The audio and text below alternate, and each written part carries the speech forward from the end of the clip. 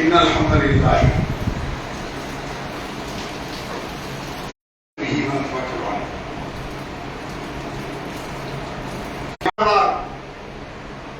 ரசூலுல்லாஹி ஸல்லல்லாஹு அலைஹி வஸல்லம் அவர்கள் மீதும் அவர்களின் உற்றார் உறவினர்கள் மீதும் அவர்களின் அன்பு தோழர்கள் சஹாபா பெருமக்கள் மீதும் நம் எல்லோரின் மீதும் ஏற்றுக்கொண்டார்கள்.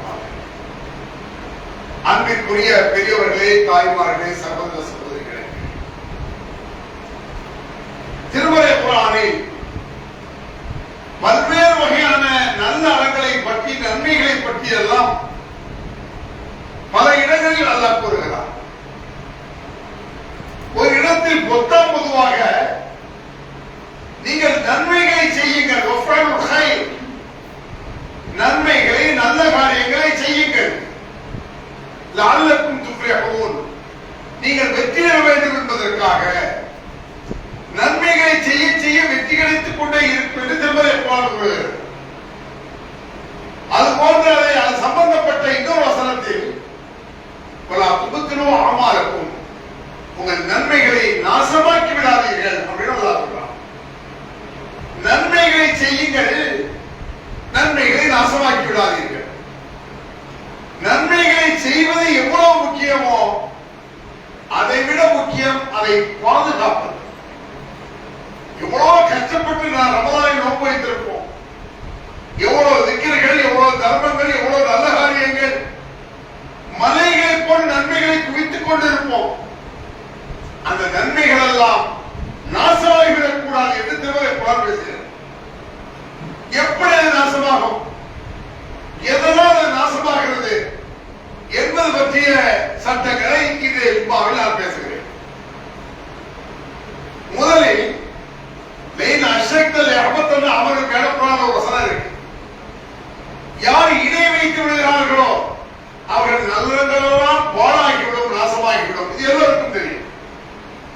இணை வைத்து விட்டால் நல்லறங்கள் நாசமாகும். இது அல்லாமல் சில பாவங்கள் இருக்கின்றன. கொஞ்சம் கொஞ்சமாக கரையால் அழைத்தது போல நாசமாகிக் கொண்டே இருக்கும். அது நமக்கே தெரியாது. நல்லவர்களை நாசமாக்கும், நம் நல்ல அறங்களை நாசமாக்கும், நல்லவர்களை கூட கெடுத்துவிடும். நல்ல குணமுள்ளவர்கள் கூட இந்த மாதிரி பாவங்களில் சர்வ சாதாரணமாக இருப்பதை நீங்கள் பார்க்கலாம். இதனால் கோடிக்கணக்கான ரூபாய் சொத்துக்களை ஒருவர் சேர்த்து சேர்த்து அது நொடிப்பொழுது நாசமானால், கல்யாணம் நடத்தி விடுமானால் தாங்க முடியுமா? அது தேவதங்களாக சொல்லுவார்கள். உலகத்தில் வரக்கூடிய எவ்வளவு பெரிய நாசமும் பிரச்சனை இல்லை, அதை மீட்டுவிட முடியும். ஆனால் மறுமை நன்மைகள் நாசமாவதை பற்றிதான் திருமறை குர்ஆன் கடுமையாக எச்சரிக்கை செய்கிறது. அது போல சில வசனங்களை பாருங்கள். ஹல் உனப்பிப்பாமத்தன ஷயாத்தீன், ஷைத்தான் யாரின் மீது இறங்குகிறான் என்பதை சொல்லவா? அல்லாஹ் கேட்கிறான் குர்ஆன்ல. ஷைத்தான் யாரின் மீது குடிகொண்டிருக்கிறான் சொல்லவா? தனஸல் அலா குல்லி அஃபாக்கின் அதீம், பொய்யர்களின் மீது ஷைத்தான் குடிகொண்டிருக்கிறான். இது குர்ஆன் வசனம், இது அல்லாஹ்வுடைய சட்டம். ஷைத்தான் யாரின் மீது இறங்குகிறான், குடிகொண்டிருக்கிறான். பேய் பிடிக்கிறது, பிசாசு பிடிக்கிறது அப்படிலாம் பிடிக்காது. ஆனா ஷைத்தான் பிடிப்பான்னு நடக்குது வசனத்துல. ஷைத்தானை ஒருவன் பிடித்து ஆட்டிக் கொண்டிருப்பான். யாரின் மீது ஷைத்தான் இறங்குகிறான்?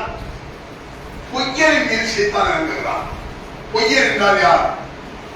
யகூன சம்அ வஅக்தருஹும் காதிபூன், ஒட்டு கேட்கிறார்கள். நம்ம ஒட்டு கேட்கிறாங்க, ஒட்டு. இவன் தான் ஷைத்தான். அல்லாஹ் சொல்றான். இவ்வளவு காட்டமான வார்த்தை பாருங்க. நீங்க ஷைத்தானை தேடி போக வேண்டாம். யாரிடத்தில் ஷைத்தான் குடிகொண்டு இருப்பான்? பொய்யரிடத்தில் இருப்பான். பொய்யன் யார்? ஒட்டு கேட்பவன். அக்ஸருஹும் காதிபூன், அவர்கள் பொய்யர்கள் இருப்பார்கள். இந்த ஒட்டை எவ்வளவு டேஞ்சர் அல்லாஹ் குர்ஆன்ல சொல்றான் பாருங்க. விபச்சாரம் எவ்வளவு பயங்கரமான நமக்கு தெரியும். கொலை, கொள்ளை, வட்டி வாங்குவது, திருடி எவ்வளவு பயங்கரமான பாவம் தெரியும். ஒட்டு கேட்கிறது சர்வசாதாரணமாக ஏற்றுக்கொண்டது. ஒட்டு கேட்பது பயங்கர டேஞ்சர் அப்படின்னு அல்லாஹ் குர்ஆன்ல கடுமையான எச்சரிக்கை என்று குர்ஆன் சொல்கிறது.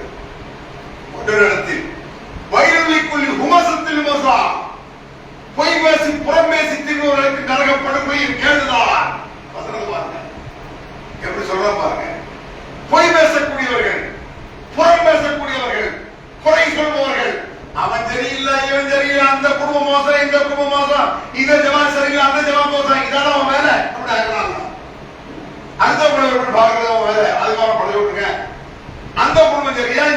சரியா, இவன் சரியில்லை, அவன் சரியில்லை, இதான் உங்க வேலைங்கிறாங்களா? இப்படி குறையை தோண்டி பார்க்கிறார்கள். நரகப்படுகொலையின் கேடுதான். வயிறுக்குள் அப்பாக்கினது ஒட்டு கேட்டவன் நரகப்படுகொலையின் கேடுதான். எவ்வளவு கடுமையான வார்த்தை இருக்கு பாருங்க. இப்படி இந்த ஒட்டு கேட்பதை பற்றி, பொய் சொல்வதை பற்றி, புறம் பேசுவதை பற்றி கடும் வார்த்தைகளை திருமுறை குர்ஆன் பேசுகிறது. இதற்கு மேலாக இன்னொரு வசனம், நான் எதிர்கொள்ளும் ஜன்னத்தை நம்மாம் நாங்கள் சொன்னார். கோல் சொல்லக்கூடியவர்கள் சொர்க்கம் நுழைய மாட்டார்கள். பார்த்துக்கங்க, எவன் கோல் சொல்றானோ அவன் சொர்க்கம் போக மாட்டான். இது பற்றிய விஷயம் எல்லாம் பாருங்க. இதெல்லாம் ஒன்றுக்கொண்டு ஜாயிண்ட் லிங்க்.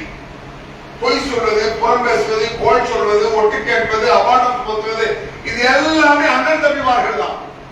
ஒரே குடும்பத்தை சார்ந்து நாசமாக்கக்கூடியவர்கள்.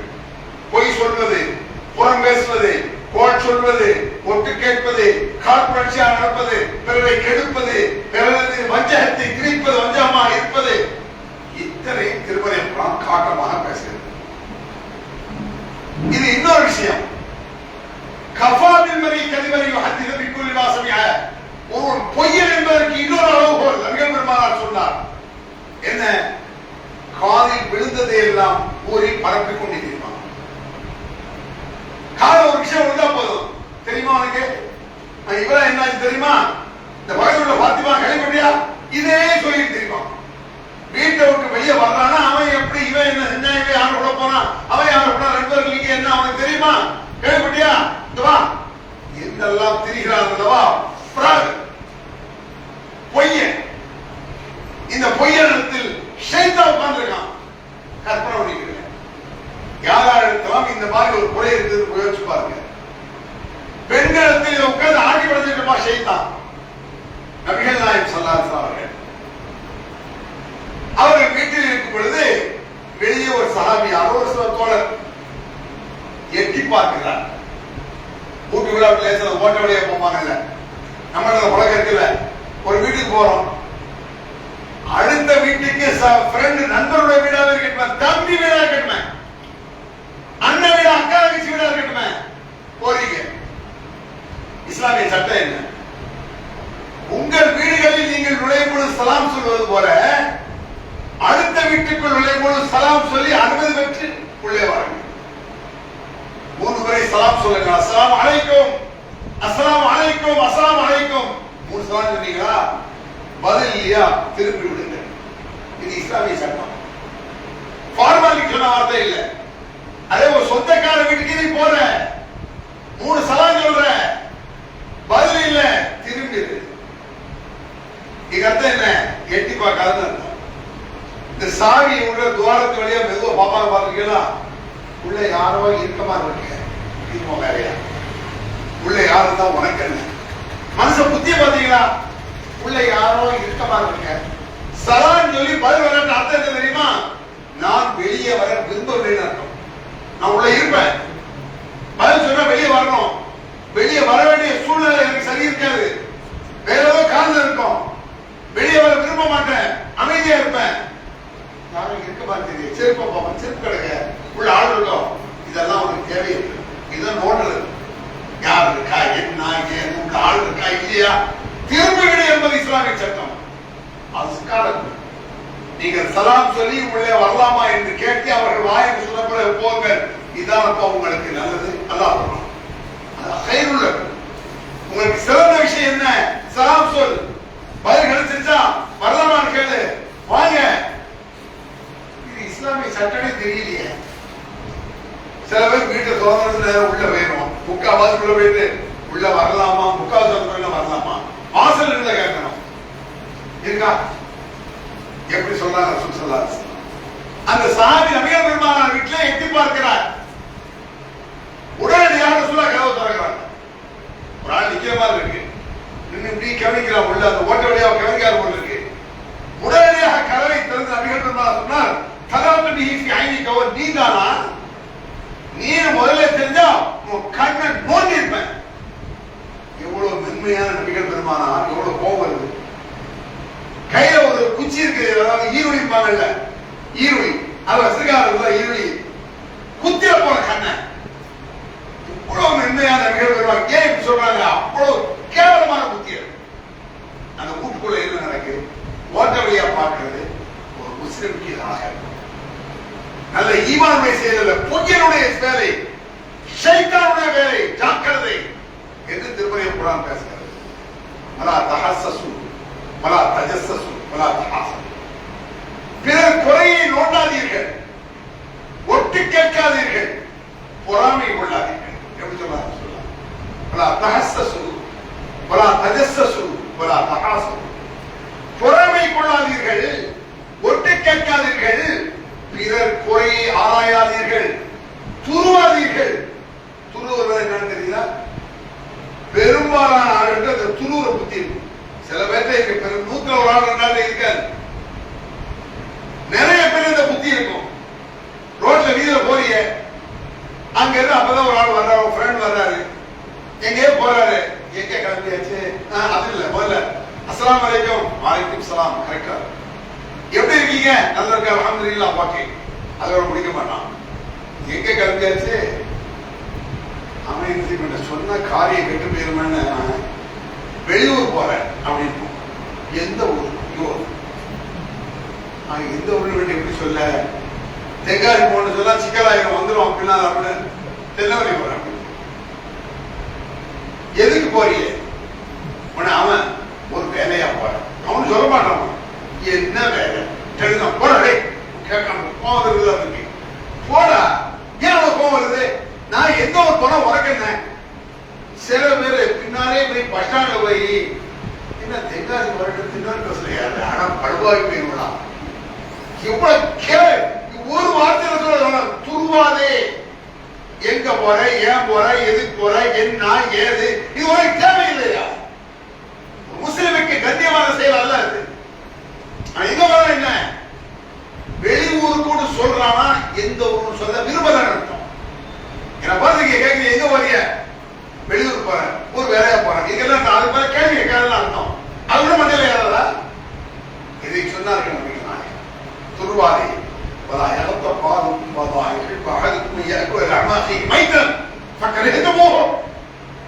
ஒருவர் இன்னொரு குறையை நீங்கள் நோட்டுகிறீர்களே, உன்னுடைய சகோதரர் செத்துராடி கிடக்கூடாத பிணத்தை திம்பீர்களா? எப்படி ஒரு கேள்வி. நான் இப்ப ஒரு பிணத்தை திம்பீங்க, செத்துராடி கிடக்கக்கூடிய பெஞ்சா எடுத்து கிடைப்பானா? உன்னுடைய சகோதரன் நாடி கிடக்கிறான், பிணமாக கிடக்கிறான். அது போய் திம்ப. இங்க மட்டும் இல்ல, அதான போறோம், அதான போற. அவன் போய் ஒன்றது அதானே. சாப்பிட்டு இருக்கும் பொழுது சாப்பிட்டு நல்லபடியா மனைவி மெதுவா பக்கத்துல வந்து ஏங்க சொல்லு சாப்பாடு. பக்கத்து உள்ள இப்ராஹிம் ஏதோ பார்த்து ஓடி போய் தக்கடா சாப்பிட்டு இருக்கு. இதுதான் புடல் தெரியுது. சோத்தையா இருக்கிற நீ வாயை கூடுகிறமா? யாராவது சொல்லிருக்குமா? நல்லவர்கள் கூட புறம் பேசாவிட்டால் புறத்தை கெட்டு நசிப்பவர்கள் இருக்கிறார். தொழுகை தொழுகை முடியோட புறம் நடக்கும். இந்த ஜும்மா நடக்கும் தெரியுமா உங்களுக்கு? ஜும்மா இது குறைய மக்களுக்கு எல்லாம் தெரியாது. பெருங்குடல பாருங்க, ஜும்மால உட்கார்ந்துருப்பான். ஏய் சிவப்பு சட்டை போட்டு விடுறான், அவனை பத்தி நான் அப்புறமா சொல்றேன். ஜும்மாவில் தொலை முடிஞ்சு இருக்க மாட்டான். அவனை பத்தி அப்புறமா சொல்ற. நீ என்ன நடக்கா அந்த வருது பஜத்தாவணி? ஆமா, அவளை பத்தி நான் அப்புறமா சொல்றேன். ஷைத்தா எப்படி விளையாட பாத்தீங்கன்னாங்க, ஒரு ஜும்மா, ஒரு அமல், ஒரு இபாதத்து நன்மைக்காக வரணும். இந்த நன்மைக்காக வரக்கூடிய இடத்தில் நாசமா. அதனால புறம் பேசாதீர்கள், கோல் சொல்லாதீர்கள். புறத்திற்கும் கோளுக்கும் ஒரு வித்தியாசம் இருக்குது, கவனிச்சுக்கிறது. புறம்னா என்ன, கோல்னா என்ன, ஒரு சின்ன வித்தியாசம். புறம் என்பது ஒருவரை குறை சொல்வது புறம். கோல் என்பது கேட்ட புறத்தை சம்பந்தப்பட்டவர்களை சொல்றது கோல். உதாரணமா ஜும்மா முடியுது, ஜும்மா முடிஞ்ச பள்ளிக்காக ஏதாவது தர்மம் செய்யுங்களே அப்படின்னு பள்ளியில தான் அறிவிக்கிறாங்க. அறிவிச்சோட சிலர் என்ன செய்வாங்க, தர்மம் 500 ரூபாய் ஒரு போடாம போவோம். ஆனா போடுறாங்களா ஒன்னா நம்ம கஞ்சப்பை 1000 ரூபாய் போடுவான். போடாதவன அவன் கஞ்சப்பை அப்படிமா. இவன் அதை கேட்டு அங்க போய் உன்னை கஞ்சப்பையன்னு சொல்றான். கஞ்சப்பையன் சொன்னது புறம், உன்னை கஞ்சப்பையன் சொல்றாங்க கோடு. இந்த புறமும் கோடும் ஜாயின் ஆயிட்டா ஒரு ஜமாத் நாசமா இருக்கணும். ஞாபகம், ஒரு குடும்பம்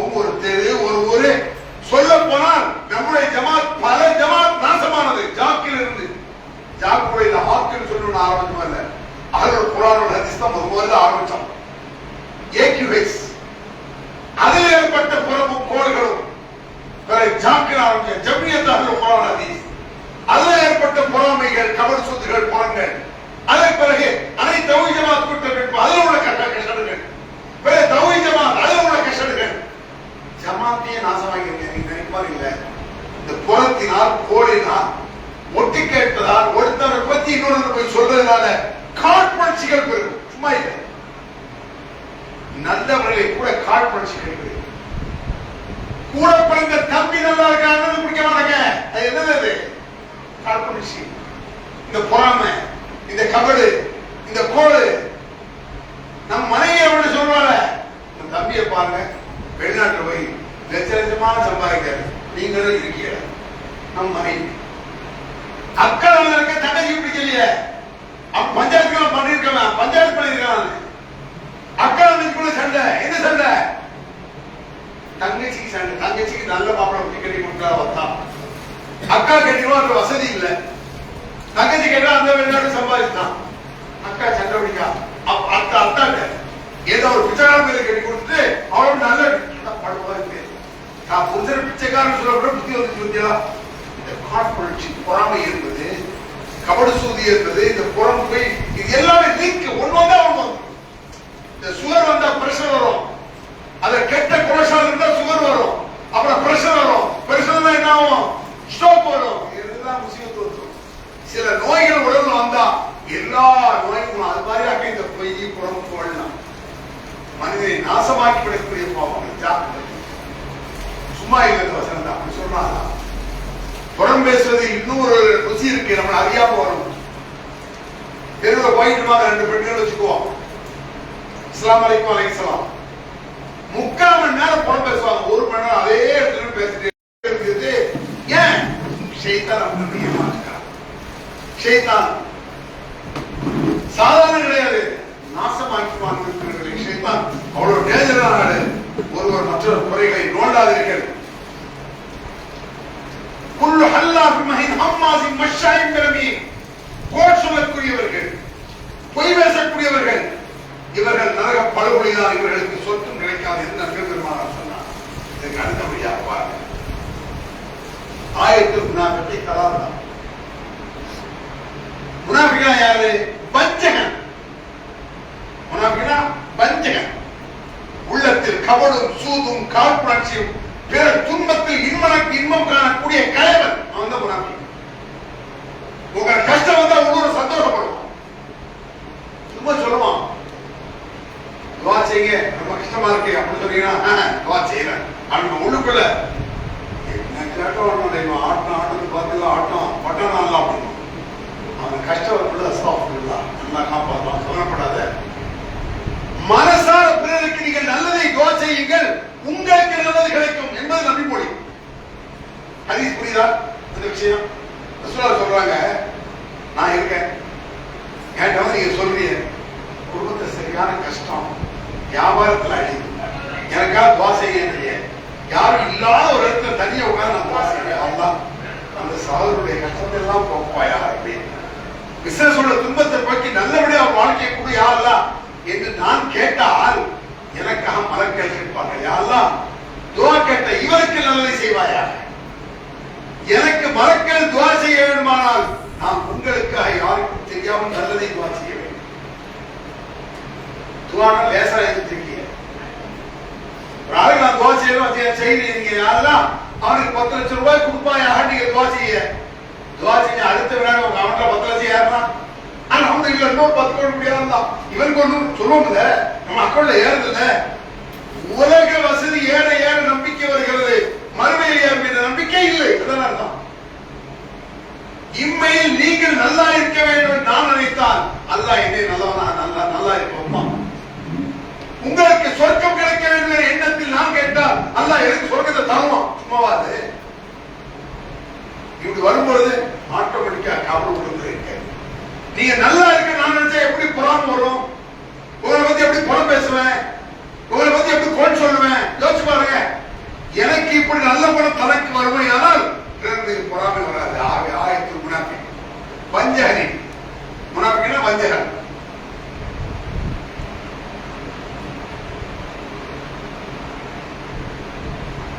அல்ஹம்துலில்லாஹி ரப்பில் ஆலமீன். அன்பிற்குரியவர்களே, ஆயத்துல் முனாஃபிகீனாக நிகழ்வுகள் வஞ்சகனின் அடையாளங்கள் என்ன? 3. இதா ஹத்தத கரிப வைதா வாத அஹலஃப வயததுன ஹான. வாயை திறந்தால் பொய் பேசுவான். அவனா அல்லாஹு அக்பர். வாயை திறந்தாலே பொய்ங்கிறவன் அவன் தான் வஞ்சகன். வாயை திறந்தால் பொய் பேசுவான். ஏன் பொய் பேசுறான்? உள்ளத்துல ஷைத்தான் உட்கார்ந்திருக்கான். வைதா வாத அஹலஃப, வாக்கு கொடுத்தால் மீறுவான். நம்பிதான் மோசம் செய்வான். இந்த 3மே ஒன்றுக்கொன்று டெவலப் ஆகிறது. வாயை திறந்தா பொய் பேசலாம்ல, அதுக்கு அடுத்த டெவலப்மெண்ட் என்ன? வாக்கு, அது பொய் தானே. பொய் சொல்லி பழகிட்டானா நாளைக்கு கரெக்டா 10,000 ரூபாய் சுகர படம் தரன் வாங்கி போவான். 1 வருஷம் ஆகிறான். ஒரு வருடம் இழுத்து 10,000 ரூபாய் நஷ்டம் நம்மளுக்கு. 1 வருஷத்துக்கு முன்னால 10,000 ரூபாய் வேலிஷன் பேரு, இப்ப 10,000 ரூபாய் இடம் ஒரு சென்ட் இருக்கும். 1 வருஷம் அந்த இடமே 50,000 ஆயிரும். 40,000 லாஸ் பண்ணுது. என்னுடைய வாக்கு மீறுதல் தான். வாக்கு மீறுவான்.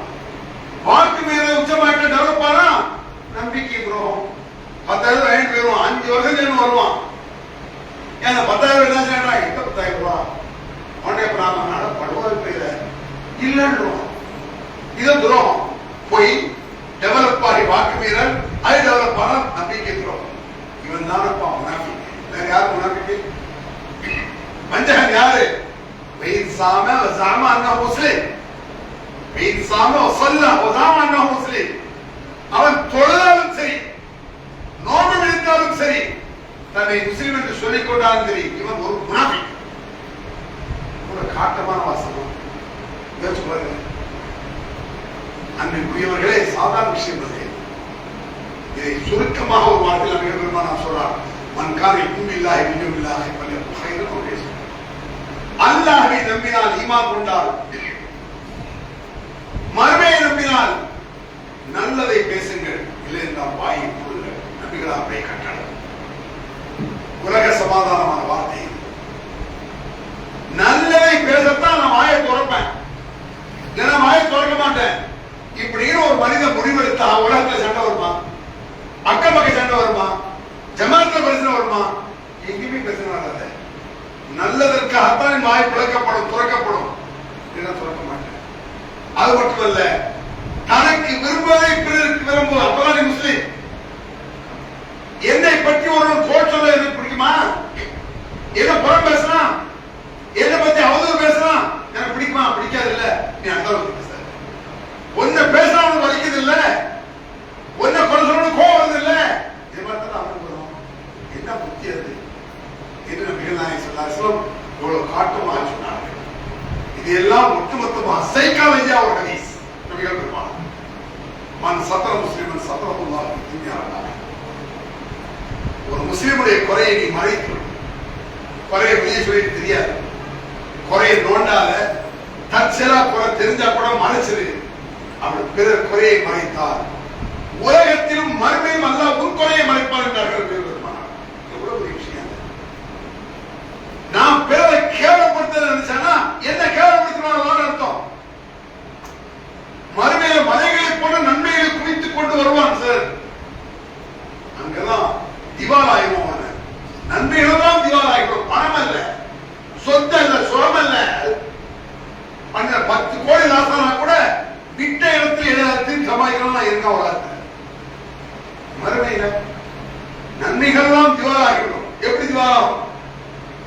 மலைகளை போல் நன்மைகளை குவித்துக் கொண்டு வரும் பொழுது ஒரு நாள் கம்ப்ளைண்ட் பண்ணும். யாரெல்லாம் என்னை பத்தி புறம் பேசலாம், என் குடும்பத்தை கெடுத்தான், என்ன குறை சொன்னான், என்ன கோல் சொன்னான், ஜமாத்தை 2 ஆக்கினான், என் குடும்பத்தை கெடுத்தான். லட்சக்கணக்கான மக்கள் வருவாங்க. ஒரு காலத்தில் புறம் பேசினால் ஒரு ஊருக்குள்ளதான் நிற்கும். முதலாளிப்பட்டில பேச இந்த ஊர்ல தான் நிற்கும். ஒரு 50 வருஷத்துக்கு முன்னால இன்னைக்கு புறம் பேசலாம்.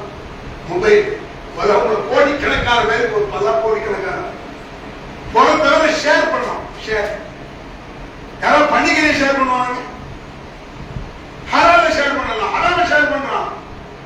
கோடிக்கணக்கான பேருக்கு போய் சேரக்கூடிய அளவுக்கு அந்த பாவம் விரிந்து விடுகிறது.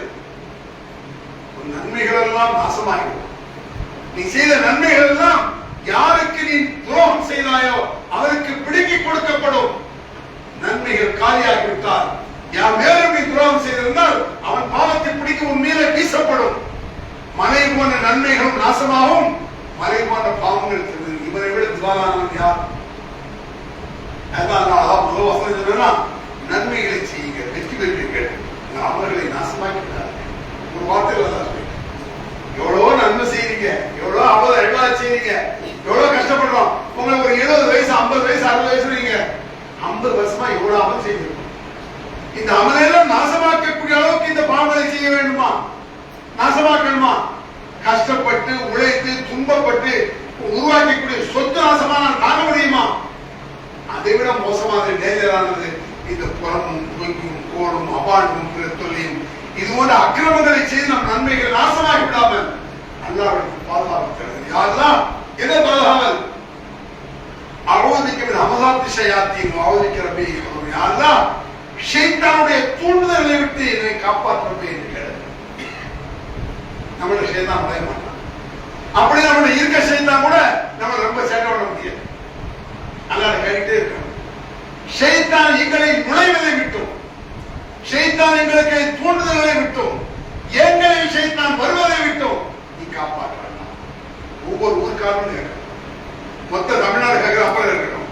அவரவர் ஊருக்கு அவரவர் கேளுங்களேன். எங்களுக்குள் கசப்பு வேண்டாம். யாரெல்லாம் ஈமான் கொண்ட எங்களுக்கு மத்தியில் காழ்ப்புணர்ச்சி இல்லாமல் ஆக்குவாயாக. யாரெல்லாம் காழ்ப்புணர்ச்சி, பொய், பொறாமை, கோல் சொல்லுதல், அவதூறு பேசுதல் இதெல்லாம் விட்டால் எல்லோரையும் காப்பானாக என்று சொல்லி முடிக்கிறேன். அல்ஹம்துலில்லாஹ்.